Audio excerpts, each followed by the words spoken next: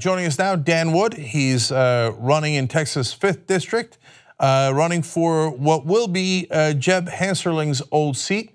Good to have you on the program, Dan. Thanks, Jenks. All right, so let's talk a little bit about this district and why you're running and obviously how you hope to win. So this is a rare situation for us because usually there's Democratic opponents in the primary, but you don't have any Democrats in your race, right? No, I was very fortunate to get out early, see a lot of supporters in all parts of this giant congressional district. So I contribute the fact that I don't have an opponent in the primary to the fact that we worked hard, raised some money, got the word out. So we are fortunate to not have an opponent in the primary, and we can focus on our eventual Republican opponent. All right, so special election for the Young Turks starts tomorrow night, ostensibly, but it begins right now. I am calling Dan Wood's election. He has won the primary. So that's true. He'll be up against Republicans. There are 8 Republicans though in your district that are running. Just out of curiosity, Hensarling's a very right-wing congressman. Why is he leaving? Well, I take him at his word that he just had been there long enough. I'd like to hope that he's going back home to be with his family, as he said, but I'm afraid he may end up on either K Street or Wall Street and try to make a little money. But I don't have anything bad to say about Hensarling other than his policies were horrendous. And after Trump won November the 9th, we all decided that it was time to get off the couch and do something. And so I decided to take on Hensarling. It worked out, though, that he decided to retire. So that really makes this seat winnable for us. So I assume if that district elected Hensarling, that in the past it has been deeply Republican. Well, it has been. Demographics have changed. Most of our population in the district has now moved to East Dallas County, who voted 56% for Hillary Clinton in the last presidential election. The district is so diverse from the east to the west. I think I'm well situated, having lived here in the district. I speak like the people in the district. And I really think we've got what it takes. We've got a campaign in place, and I think we've got what it takes to win. So let me get that right. Is there a portion of the district that voted 56% for Hillary, or the whole district? Just the portion of the district found in Dallas County. I got you. All right, so there is a significant Democratic component to the district. I understand. But Dan, you say that you speak like the folks down there, but can you or your family really make a case for having deep roots in the area? Oh yeah, I've lived and was born in Kaufman County. Live here now. We live on the family farm that some wood settlers came on to in 1853. So we've been here for many, many generations. I'm not unlike most of the people in the district when you get right down to it. I don't expect people that are full on for Trump to vote for me, but the majority of people that are going to vote in this election are willing to do common sense things to improve life for all of the residents of the Texas 5th District. The things that I've advocated for, such as living wage, Medicare for all, consumer protection, to name a few. I was kidding around because I knew your family had been there since 1853. So it was a fun softball. But I just realized the tactic that the Republicans will use against you. Dan Wood's family has been in Texas so long that back then it was almost Mexico. Well, I think that anybody that would play to a racist point of view that that somehow people from Mexico are not welcome, I don't know if that's what you're getting at, but I just think that all of that aside, there's nothing that I stand for that the majority of people in this district don't stand for, and I truly believe that. So let's talk about your policies then, because you don't take corporate PAC money, so that's strong and that's bold. But you also have progressive positions, so you're for universal health care. So mainstream Democrats would tell you, no, don't. You're in Hensarling's district. That position is too progressive. So why are you going in that direction?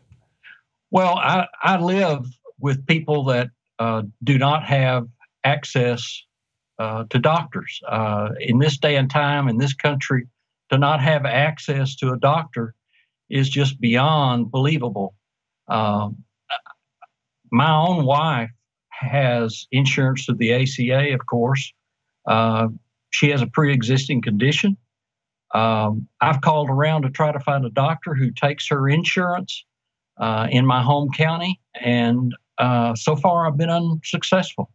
The idea that we just can't call and make an appointment and go see a doctor is not right, and I intend to help be part of the solution to improve that so that everyone, no matter their situation in life, can not be fearful about whether or not they can pay for a doctor. And healthcare for all, Medicare for all, eventually a single payer system. Those are things that we need to move toward. Yes, we can work on fixing the ACA for now. One of the things that I thought Secretary Clinton was right about was lowering the age to 55 immediately for Medicare recipients. Those are the kind of things that people in my district have to live with every day, and I intend to help them.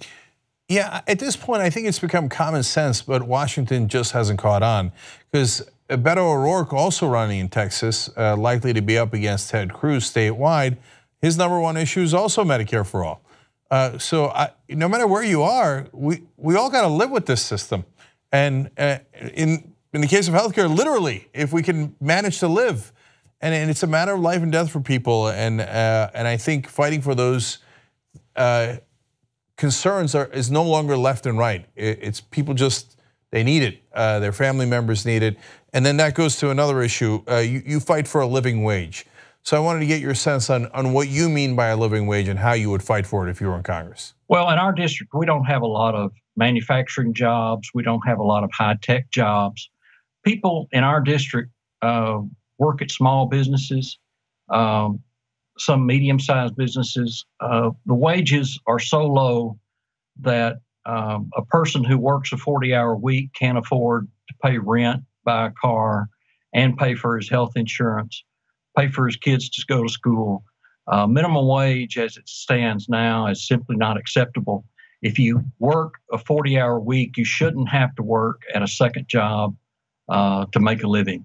And again, since a lot of our politicians now are hooked on that corporate cash, they've lost sight that people that work full time, they want to have a decent wage. It's not that complicated, and running a campaign on that shouldn't be just something that progressives do, but it's one that I think is likely to resonate. So finally, you talk about empowering small business. I know you ran a couple of small businesses, but again, fill that out for me. What do you mean by that? Well, small businesses are the basic economic engine in our country, and I certainly believe in the profit motive, and I want people to be able to enjoy the fruits of their labor.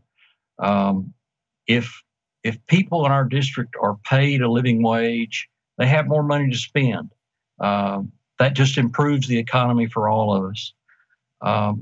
But the larger picture is our motto or our slogan in this campaign is a fair shot for all. And from my point of view, that helps everyone. It helps the members of the local Chamber of Commerce to sell their goods and products to buyers that have the money to pay them. So I don't see that as a problem. But empowering small business owners is certainly something that I intend to try to do. I'm sorry I'm not answering your question exactly, but yeah, no, I get it. That's an idea as old as Henry Ford. You pay people decent wage, they might actually be able to buy your car. Right, and so that helps not just the citizens, but it helps the businesses, and it creates a virtuous cycle.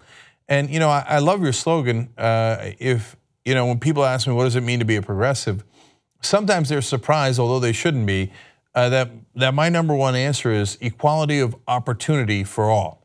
It's the core of this country, and it's not too much to ask for. No, it's not. I have become more and more concerned about the effect of money in Washington, D.C. It's all about who can make a buck. Every time any law is introduced or any amendments are introduced, somebody behind it is about the business of trying to make a buck, and it's making a buck on you and me. Yep. And I, for a change, am going to represent the people of the 5th District, unlike Hensarling has done for 16 years. His constituencies were on Wall Street, the billionaire class, and so on. It's the people, the everyday people that work for a living in this district that need to be looked after, not banks and billionaires. Well, you run on that, Dan, and I think you'll win.